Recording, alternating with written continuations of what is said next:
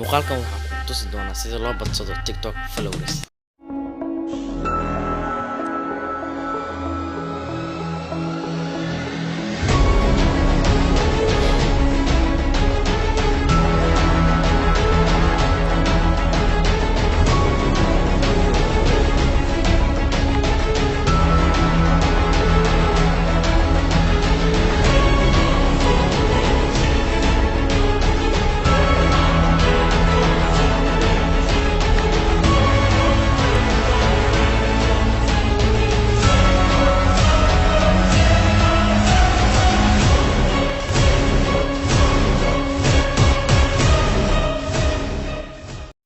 Muuqaalkan 2 daqiiqo ma ka badnaan doono. Marka ugu horeysa Google tag waxa ku qortaa zevoy.com. qoraalka meesha ku qoran waxaa gelisaa dhanka hoose. Kadib waxaad doorataa meesha ku qoran tahay followers. Kadib waxaa koobi soo dhahdaa linkiga TikTok account-ka. Kadib 24 followers successfully sent ku dhaw 4 daqiiqo sug. 4 daqiiqo markaas kadib mar labaad waad dirsan kartaa.